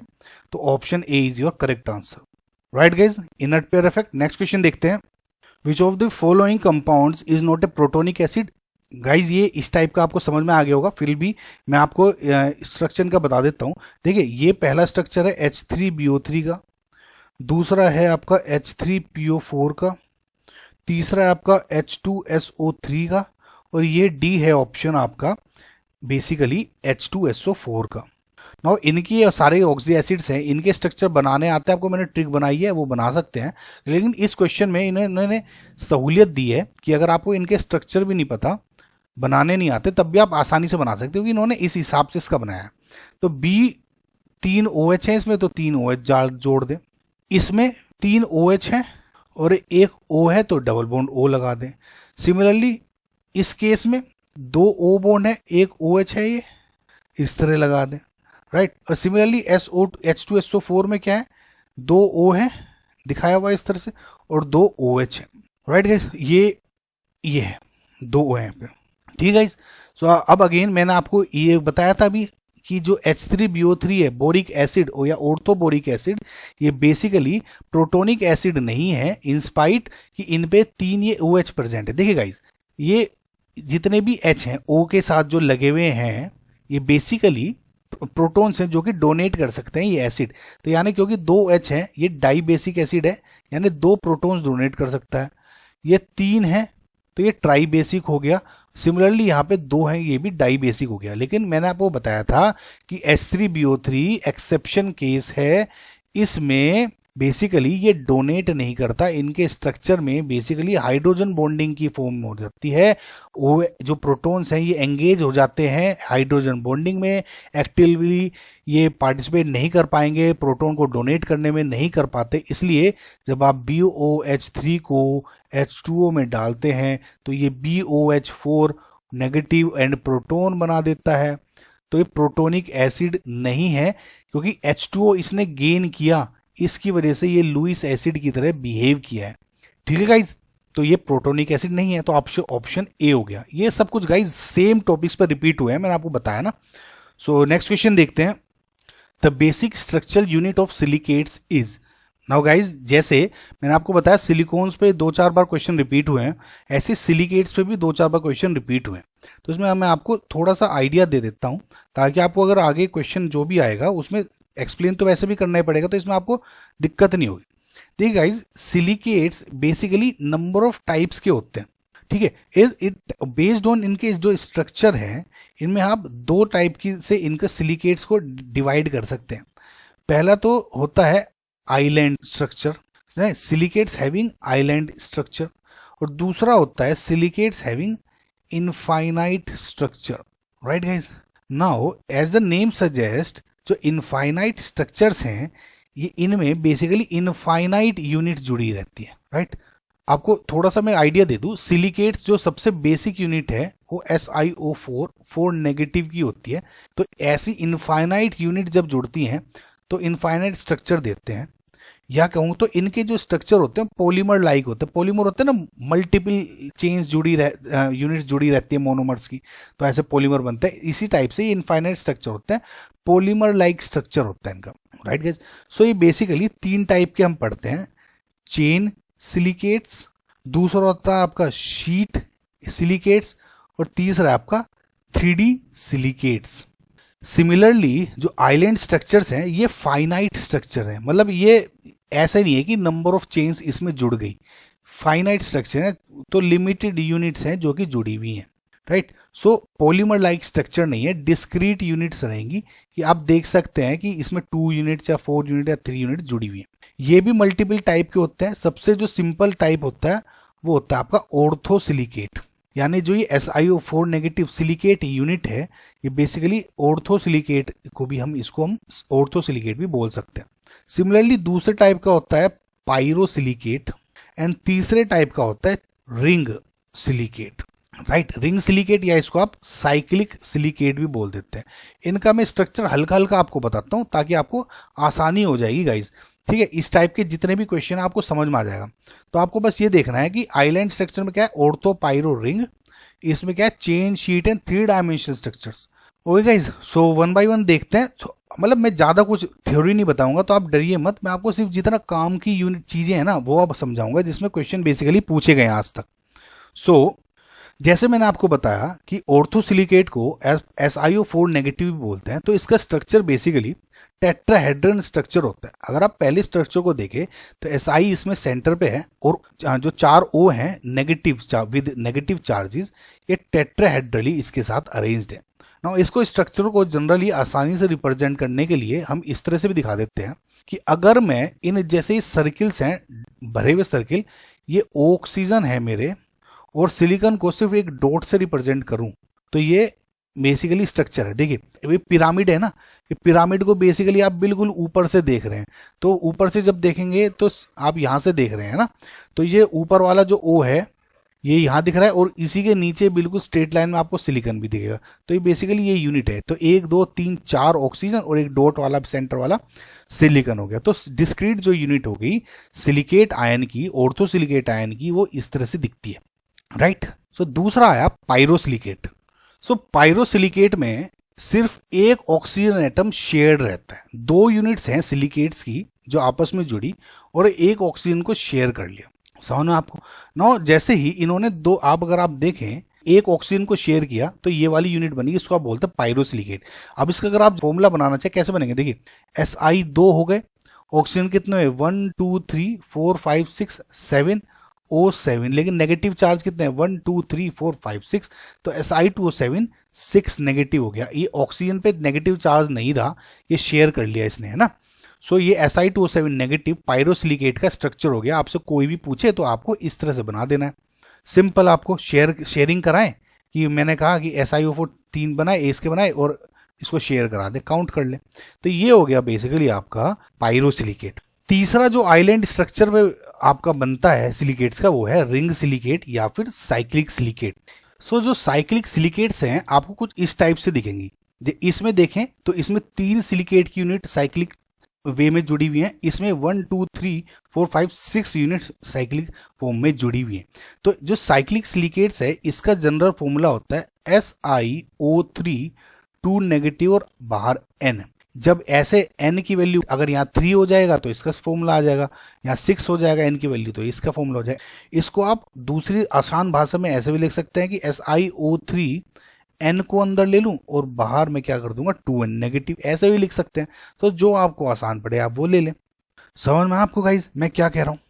अच्छा मैं आपको एग्जाम्पल और बता दूं, एग्जाम्पल मैंने आपको नहीं बताया, एक आध एग्जाम्पल बता दूं क्योंकि इससे आसानी रहती है। ऑर्थोसिलिकेट का एक बहुत ही कॉमन फॉर्मूला होता है जिरकोन का, राइट। जिरकोन बेसिकली इसका फॉर्मूला क्या है ZrSiO4। ये पूछा जा सकता है आपसे इसलिए क्योंकि ये बेसिकली जो अर्थ के सरफेस से ओल्डेस्ट मिनरल जो पाया गया था वो जिरकोन का मिनरल है। तो आपसे ये पूछा जा सकता है कि ओल्डेस्ट जो मिनरल है वो क्या है, सिलिकेट है क्या है, इस टाइप से। तो जिरकोन है बेसिकली ऑर्थोसिलिकेट हो गया। नाउ बैक टू अवर जो थ्योरी, मैंने आपको बताया था क्या कि जो आपका स्ट्रक्चर है जनरल फॉर्मूला ये हो गया इसका। सो इन केस अगर मैं इस जैसे ये यूनिट है, मैं इसका फॉर्मूला बनाऊं, एन की वैल्यू 3 रख दूं तो यानी SiO3 2 नेगेटिव एन हो जाएगा 3। तो अगर मैं 3 से मल्टीप्लाई करूं तो अंदर चार्ज से भी मल्टीप्लाई होगा, तो यानी Si3O9 और ओवरऑल कितना होगा 6 नेगेटिव। ठीक है, अब देखिए 3 3 तो 3 ही हो गए सेंटर, ओ कितने हो गए 1 2 3 4 5 6 7 8 एंड 9 ओ हो गए। एंड चार्ज कितने हो गए, जो शेयरिंग वाले उन पे चार्ज नहीं होगा, यानी 1 2 3 4 5 एंड 6 इन पे चार्ज होगा। इस पे दिखाया नहीं गया स्ट्रक्चर में, इन पे चार्ज होगा 6 जो स्ट्रक्चर्स है, क्योंकि ये वाले शेयर नहीं हो रहे, फाइनाइट डिस्क्रीट यूनिट्स हैं, इसमें 3 ही यूनिट्स है, मल्टीपल नहीं है। सिमिलरली आप इसका भी बना सकते हैं साइक्लिक स्ट्रक्चर का। उसके बाद अब आते हैं नेक्स्ट, आपका आता है विद इनफाइनाइट स्ट्रक्चर्स। सो पहला हम देखते हैं चेन सिलिकेट्स। सो जैसे नाम से है, इनकी मल्टीपल यूनिट्स हैं जो चेन की फॉर्म में जुड़ती रहती है। एक टाइप है जिसमें एक ऊपर नीचे इस तरह जुड़ा है, तो आगे भी ऐसे ही यूनिट्स इसमें जुड़ी हुई हैं, राइट। तो सिमिलरली इसमें भी आगे ऐसी यूनिट जुड़ी हुई है, तो कंफ्यूज मत होइएगा। नाउ जो चेन सिलिकेट्स है, इसका जो जनरल फॉर्मूला है वो वही होता है जो हमारा साइक्लिक या रिंग स्ट्रक्चर का था, यानी SiO3 2 नेगेटिव N, राइट। जो ये स्ट्रक्चर है साइक्लिक का जनरल फॉर्मूला था, इसमें भी यही फॉर्मूला होता है जनरल, तो आप ध्यान रखें। नाउ ये तो गाइस था सिंगल चेन, एक आपका डबल चेन भी होता है, डबल चेन सिलिकेट्स जो होते हैं, राइट। उसमें बेसिकली जो इसका जनरल फॉर्मूला हो जाएगा SiO4O11 6 नेगेटिव N। तो अगर आप याद रख सकते गाइस, याद रखें इस चीज को, इसको तो आप जरूर याद रखें, इसको अगर आप याद रख सकते तो रखें। SiO4O11 6 ने डबल चेन पॉलीमर सिलिकेट्स होता है ये। तो इसका जो मेन आपको याद रखना है वो ये याद रखना है, इसका डबल चेन जो सिलिकेट है एस्बेस्टस, तो basically ASBESTOS, asbestos basically double chain polymer है। तो ये आपसे पूछा जा सकता है, राइट, इसलिए मैं आपको बताना चाह रहा था। नाउ अगेन आया शीट सिलिकेट। सो शीट सिलिकेट कुछ ऐसे दिखेंगे जिसमें मल्टीपल शीट्स की फॉर्म में अरेंज्ड है, उसमें साइक्लिक था। इसका जनरल फॉर्मूला हो जाएगा Si2O5 2 नेगेटिव बाहर N, राइट। तो आप ऐसे याद रख सकते हैं गाइस। सो इसमें मेन जो याद करने का है आपको वो ये है कि जो इसके एग्जाम्पल हैं शीट सिलिकेट के, वो है माइका, टाक, TL के एग्जाम्पल से ये पूछे जा सकते हैं, राइट गाइस। आई होप आपको समझ में आएगा। सिमिलरली 3D सिलिकेट्स भी होते हैं। सो 3D जो सिलिकेट्स है उनकी खासियत जो ये है कि जो मेरी मेन SiO4 जो नेगेटिव बेसिक सिलिकेट यूनिट थी, अगर इसके जो सारे के सारे ऑक्सीजन शेयर हो जाएं, राइट, अगर सारे के सारे ऑक्सीजन शेयर हो जाएं तो ये 3D सिलिकेट बनाएगा। तो आप इसको याद रखें, इस पर क्वेश्चन आ सकता है कि अगर मैं ऑक्सीजन को सबके सब ऑक्सीजन को शेयर करा दूं तो 3D सिलिकेट बनेगा। इसका जो मेन एग्जाम्पल है 3D सिलिकेट का वो है सबसे कॉमन क्वार्ट्ज, ठीक है, क्वार्ट्ज है। और जो इसकी रिपीटिंग यूनिट है वो होती है SiO3N। नाउ ये तो हो गया। इसके बाद एक एग्जाम्पल आता है आपका एल्यूमिनो सिलिकेट्स का। तो फॉर एग्जाम्पल एल्यूमिनो सिलिकेट्स, पहली बात तो होते क्या है एल्यूमिनो सिलिकेट्स, ये होते क्या है। देखिए जब भी आप अपनी जो सिलिकेट की बेसिक यूनिट होती है SiO4 4 नेगेटिव, इसको रिप्लेस कर दें AlO4 5 नेगेटिव से, तो ये जो रिजल्टिंग यूनिट आएगी वो क्या हो जाएगी, एल्यूमिनो सिलिकेट बोलते हैं इसको। अब सिलिकेट है क्यों है वो अब यूनिट ज़्यादा गहराई में हो जाएगा, फिलहाल आप ये समझे। अगर क्वेश्चन आएगा कि अगर एल्यूमिनो सिलिकेट क्या है, सिलिकेट यूनिट को आप इससे रिप्लेस कर दे तो एल्यूमिनो सिलिकेट। ना फॉर एग्जाम्पल आपका जैसे क्ले है, क्ले किसका एग्जाम्पल है आपका, शीट एल्यूमिनो सिलिकेट का है, राइट। नाउ अगेन जैसे आपका फेल्डस्पर है FeLDSPAR, या फिर जियोलाइट है जो कि आपका जियोलाइट में एग्जाम्पल आता है ना वाटर प्योरिफिकेशन में, एस ब्लॉक एलिमेंट की जो मैंने वीडियो बनाई है उसमें भी बताया था आपको। ये बेसिकली क्या है 3D एल्यूमिनो सिलिकेट्स हैं, राइट। सो ये एग्जाम्पल्स हैं, आपको याद रखें तो इस किसी भी टॉपिक पे आपका क्वेश्चन बन सकता है। Now back to original question. ये आपको आई होप कि ये थ्योरी सारी समझ में आई होगी, इस पे बेस्ड सारे क्वेश्चन अब सोल्व हो जाएंगे। देखिए क्वेश्चन क्या था, the basic structural unit of silicates is SiO4 4 negative, ये यूनिट हो जाएगी ना, यानी SiO4 4 नेगेटिव कितनी बार पढ़ चुके हैं, ऑप्शन डी करेक्ट आंसर हो गया, राइट। यानी क्या है टेट्राहेड्रल स्ट्रक्चर है ये भी बता दिया था आपको। नेक्स्ट क्वेश्चन देखते हैं। नाउ इससे देखिए which statement is wrong, beryl is an example of cyclic silicate. Now guys ये तो आपको याद रहना चाहिए, मैंने पिछले जो उसमें बताना रह गया था कि बेराइल इसका एग्जांपल है साइक्लिक सिलिकेट का, तो आप इसको उसमें ऐड कर लें उस पॉइंट में। बेराइल का बेसिकली स्ट्रक्चर जो होता है वो ये होता है Be3Al2Si6O18।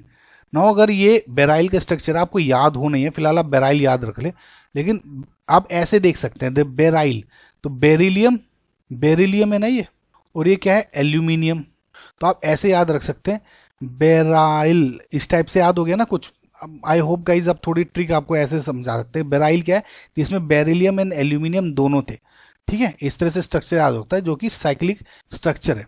अब ये साइक्लिक है या नहीं है, अब ये कैसे देखें, देखिए इसकी यूनिट है ये Be3 है। देखिए जनरली इसको मैं अगर इनकी यूनिट देखूं तो क्या होगा, बेरिलियम क्या है, इसकी +2 ऑक्सीजन स्टेट होती है, तो यानी +2 है, 3 यूनिट है, यानी ओवरऑल +6।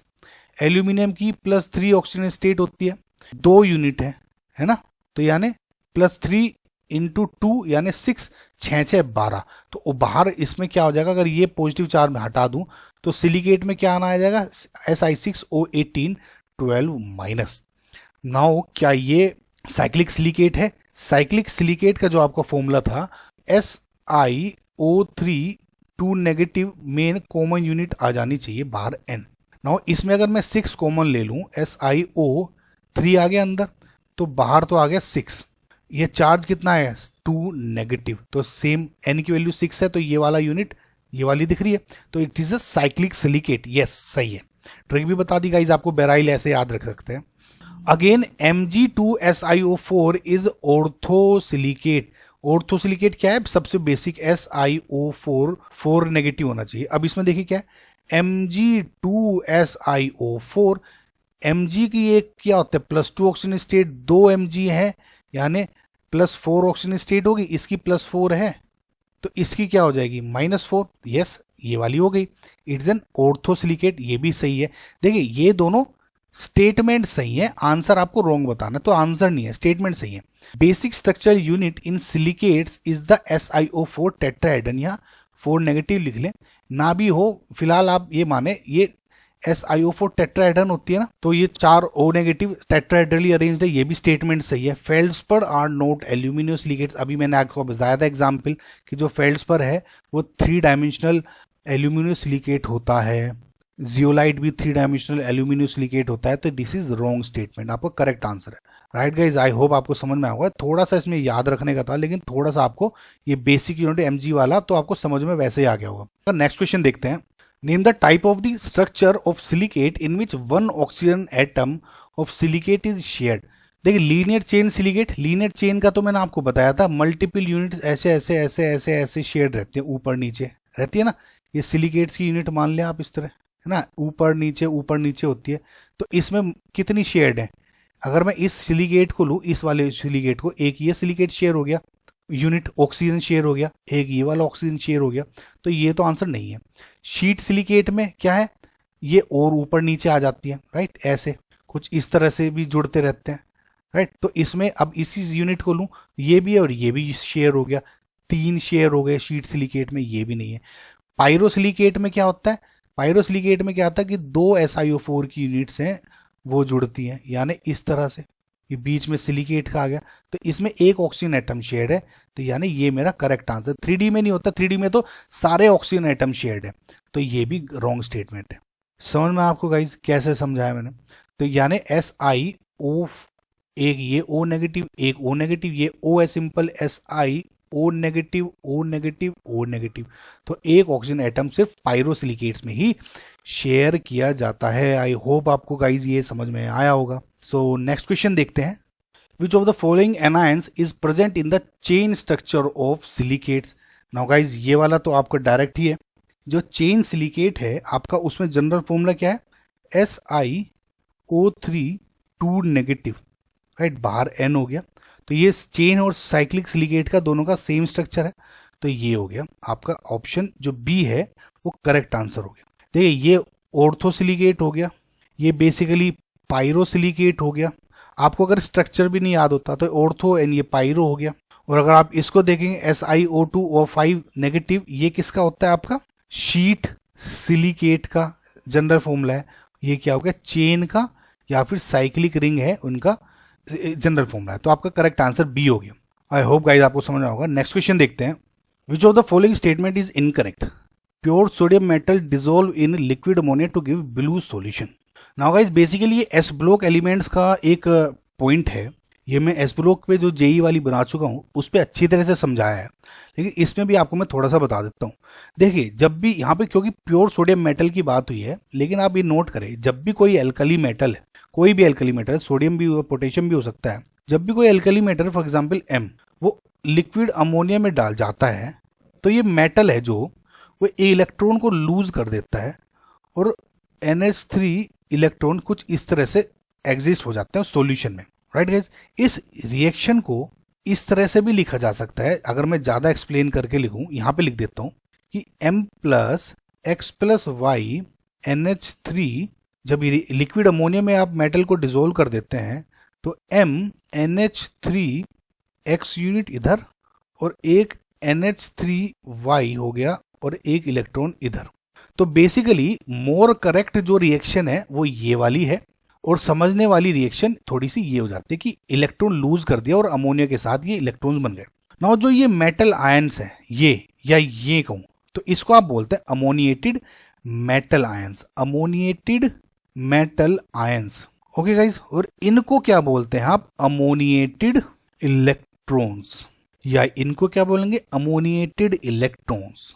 ना जो भी सारी अब प्रॉपर्टी होती है इन मेटल को लिक्विड अमोनिया में डिसॉल्व करने के बाद, इन सब का आंसर अमोनिएटेड इलेक्ट्रॉन्स होता है। कैसे? जो ये सॉल्यूशन है बेसिकली अब ब्लू कलर का सॉल्यूशन बन जाता है। मैं जब इसकी बात कर रहा हूं तो आप मान के चले मैं इसकी बात कर रहा हूं, और जब मैं इसकी बात कर रहा हूं मान के चले आप इसकी बात कर रहा हूं, है ना। तो जो ब्लू कलर का सॉल्यूशन है वो बेसिकली इन ब्लू जो अमोनिएटेड इलेक्ट्रॉन्स हैं इनकी वजह से होता है, राइट। सो इसका मतलब डिसॉल्व लिक्विड जो कि ब्लू सॉल्यूशन, ये मेरा स्टेटमेंट करेक्ट है। मुझे इनकरेक्ट बताना, फिलहाल मेरा आंसर नहीं है, स्टेटमेंट करेक्ट है। अब मैं इसकी और प्रॉपर्टीज बता दूं। ये अमोनिएटेड इलेक्ट्रॉन्स की वजह से एक सॉल्यूशन है जो ब्लू कलर का हो जाता है। इन अमोनिएटेड इलेक्ट्रॉन्स को आप और नाम से भी बोल जाते हैं, जैसे अमोनिएटेड सोलवेटेड इलेक्ट्रॉन्स, राइट, ये भी बोल देते हैं। नाउ क्योंकि इसमें फ्री इलेक्ट्रॉन्स प्रेजेंट है सॉल्यूशन में, ये सॉल्यूशन में क्या है? M प्लस और ये वाला अमोनिएटेड इलेक्ट्रॉन्स।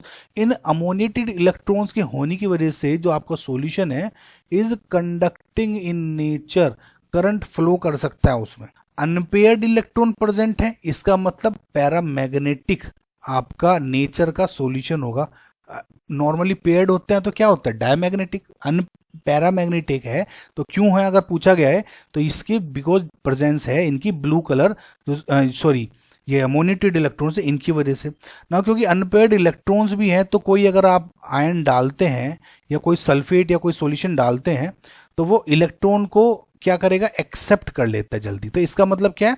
ये रिड्यूसिंग इन नेचर भी है, दूसरे जो आयंस हैं उनका रिडक्शन करा देता है। तो यानी रिड्यूसिंग इन नेचर भी, रिड्यूसिंग एजेंट की तरह ये बिहेव भी कर रहा होता है। तो आई होप गाइज आपको ये पॉइंट समझ में आएगा। उस पर भी कहीं 2-3 बार भी बेसिकली जेई में इस टॉपिक पे रिपीट हो चुका है क्वेश्चन, राइट। तो इसमें भी हो सकता है कोई ऐसी दिक्कत की बात नहीं, एस ब्लॉक में हुए भी होंगे, राइट गाइज। सो ये ए ऑप्शन करेक्ट स्टेटमेंट है। नेक्स्ट है आपका B, NaOH reacts with glass to give sodium silicate.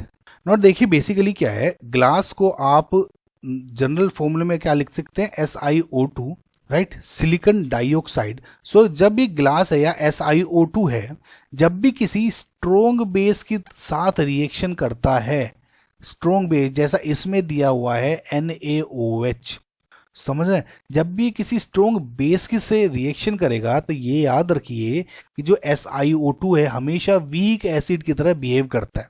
सो इसका मतलब जब SiO2 आपका इस NaOH के साथ रिएक्शन करता है तो ये आपको सोडियम सिलिकेट देता है, राइट। क्या देगा यहाँ पे? सोडियम सिलिकेट, और साथ में कुछ H2O की यूनिट निकल जाती है। अब ये बनी कैसी है, आपको मैं इसका थोड़ा सा एक हल्का सा एक ट्रिक बता देता हूँ कि किस तरह से निकलता है ताकि आप कंफ्यूजन में ना हो। आप ये याद रखें, सिलिकेट है, जब इससे रिएक्शन करता है तो H2O निकलता है। तो सबसे पहले आंख बंद करके आप H2O निकाल दो, बस H2O निकालना अगर याद रहेगा आप सिंपल लिख दे Na2SiO कितने हैं? 2 ये और 1 ये बचा 3, बस 2 यूनिट ले NaOH की, H2O निकाल दें, Na2SiO3, तो कुल मिला के यहाँ पे भी 2NaOH के साथ रिएक्शन हो रही होगी। तो ये बेसिकली क्या है, सही स्टेटमेंट है। अब aluminium reacts with excess NaOH to give AlOH3। भाई इस पे आपको एक बहुत ही अच्छा कंसेप्ट बता रहा हूँ कि देखिए मोस्ट मेटल्स, जितने भी ज़्यादातर मेटल्स, जब भी आप NaOH के साथ रिएक्शन कराते हैं NaOH के साथ, तो ज़्यादातर सपोज मेटल में M मान लेता हूँ, तो ज़्यादातर जो M है NaOH के साथ जब रिएक्शन करते हैं तो जनरली ये MOH N बनाते हैं plus N Na positive. N यहाँ पे ऑक्सीजन स्टेट है, सपोज फॉर एग्जाम्पल M यहाँ पे 2+ होता तो ये क्या हो जाएगा MOH twice plus 2 Na, right guys. तो ज़्यादातर जो मेटल्स हैं वे जो मेटल हाइड्रोक्साइड बना देते हैं, लेकिन इसमें एक्सेप्शन है। इसमें जो एक्सेप्शन है जो हमारे सिलेबस में है वो 3 एक्सेप्शंस हैं आपके, जो अगर आप याद रखें ना तो सिर्फ आपको मेटल याद रखना, आपको रिएक्शन भी याद करने की जरूरत नहीं है। जिंक, टिन एंड एल्यूमिनियम, ये बेसिकली जब NaOH के साथ रिएक्शन करते हैं तो ये मेटल हाइड्रोक्साइड नहीं बनाएंगे, यानी जिंक हाइड्रोक्साइड या एल्यूमिनियम हाइड्रोक्साइड या SN हाइड्रोक्साइड, टिन हाइड्रोक्साइड जो भी बोलते हैं इसको, राइट। ये बेसिकली ये क्या बना देते हैं, देखिए इनकी रिएक्शन क्या होगी मैं आपको बताता हूँ। जब जिंक है NaOH के साथ रिएक्शन करेगा तो ये क्या बनाता है Na2ZnO2 sodium zincate plus H2 gas remove निकल जाएगी। सबसे पहले आप देखिए आपको करना क्या है, 2 NaOH की यूनिट लें, H2 गैस निकाल दें, तो Na2ZnO2 निकल गया, तो बस आप ये H2 गैस निकालना याद रखें। समझ में आएगा इस आपको। सिमिलरली अगर देखिए अगर इसमें ये तो NaOH था, अगर इसमें आप वाटर भी डाला होता, H2O भी डाला हुआ होता, तो इस केस में ये Na2ZnO2 के बजाय Na2ZnOH4 बन जाता। सिमिलरली अगर इसके बजाय मैं टिन लेता हूँ, ये क्या है सोडियम जिंकेट SN, तो ये भी NaOH के साथ जब रिएक्शन करता है तो H2 गैस निकाल देगा, H2 गैस निकाल दें तो आगे क्या बना Na2SnO2 ये बना, तो इसका बोलते सोडियम स्टेनाइट। तो ये स्ट्रक्चर है बेसिकली, ये ट्रिक है गाइज। आपको सही बताऊं तो अगर आपको कंफ्यूजन फील हो रहा है तो आप ये याद कर सकते हैं कि zinc, tin and aluminium 3 element है जो ये इस तरह से रिएक्शन करते हैं, हाइड्रोक्साइड नहीं बनाते। अब बाकी का जो लास्ट वाला ऑप्शन क्या बचा एल्यूमिनियम का। नो अगेन गाइज, जब एल्यूमिनियम है, अब जब हम इसकी NaOH के साथ रिएक्शन कराते हैं तो ये क्या करता है, इसमें H2O की रिक्वायरमेंट जरूरी हो जाती है, तो अगेन ये NaAlOH4 बना देता है, जैसे मैंने पहले वाला बताया था आपको। या फिर आपको क्या बनाओ तो NaAlO2, राइट। एंड अगर H2O प्रेजेंट है डॉट H2 इसमें भी निकलेगी। आई होप गाइज आपको समझ में आएगा। देखिए थोड़ी सी ये रिएक्शन है, थोड़ा याद करने में थोड़ा लग सकता है आपको, लेकिन मैं आपको सही बताऊं तो आपको सिर्फ आप ये याद रख लें, ये वाला है ना, जिंक, SN एंड एल्यूमिनियम, ये तीनों एलिमेंट्स नहीं देते तो डायरेक्ट हो जाएगा आपका, राइट। सो आई होप आपको ये क्वेश्चन समझ में आया होगा। सो इसमें जो रॉन्ग स्टेटमेंट है वो सी है, यही आपका आंसर हो जाएगा। डी वाला भी देख लेते हैं, लगे हाथ। डी वाले में क्या है कि NaHCO3 on heating gives Na2CO3। NaCO3 यानी सोडियम बाइकार्बोनेट, इसको आप क्या बोलते हैं बेकिंग सोडा। Na2CO3 को क्या बोलते हैं आप वॉशिंग सोडा, ये याद रखें आप, राइट। तो जब भी आप सोडियम बाइकार्बोनेट है, देखिए इसको आप ट्रिक के थ्रू मैं बता रहा हूँ, 2 यूनिट ले NaHCO, इसको जब भी आप हीट करेंगे तो आपका Na2CO3 में निकलता है। देखिए जब भी आप इसको हीट करेंगे इसमें एक तो यूनिट CO2 की निकल जाएगी, राइट, एक यूनिट इसमें H2O की निकल जाएगी, राइट। एक तो ये निकल गई CO2 और जो दूसरी यूनिट है वो आपकी H2O की निकल गई। तो आप जो बचा वो आंसर में लिख लें। कैसे, देखिए CO2 निकल गया, एक H2O निकल गया, बचा क्या Na2CO3। समझना आपको। तो सोडियम बाइकार्बोनेट को जब हीट करें तो Na2CO3 मिलता है। इसको आप वॉशिंग सोडा बोलते हैं, इसको आप बेकिंग सोडा बोलते हैं। ये करेक्ट स्टेटमेंट है basically, right guys. I hope आपको समझ में आया होगा। सो नेक्स्ट क्वेश्चन देखते हैं। Which of the following compounds is used in cosmetic surgery. ये तो मैंने आपको बता ही दिया गाइज, ऑप्शन सी है सिलिकॉन्स, क्योंकि सिलिकॉन्स बेसिकली ही हैं जो आपके बेसिकली बायोलॉजिकल एंड जो कॉस्मेटिक प्लांट्स हैं या सर्जरीज होती हैं उनमें यूज होता है सिलिकॉन्स। तो सिलिकॉन्स के बारे में आपको मैं बता चुका हूँ, राइट गैस। सो अगर आप देखें तो जियोलाइट क्या है, जियोलाइट आपके वाटर प्योरिफिकेशन में ज़्यादातर यूज होता है और भी यूजेस हैं। तो फिलहाल आपका ये है ऑप्शन बायोलॉजिकल या कॉस्मेटिक में सिलिकॉन यूज होगा। Option C. Right guys, I hope आपको समझ में आया होगा। नाउ आगे के क्वेश्चन इस चैप्टर जो में पूछे गए थे टॉपिक पे, वो हम नेक्स्ट पार्ट में करेंगे। राइट गाइज, सो कुछ डाउट हो तो प्लीज़ मुझे बताएं। Thank you for watching guys. Like share subscribe, bye.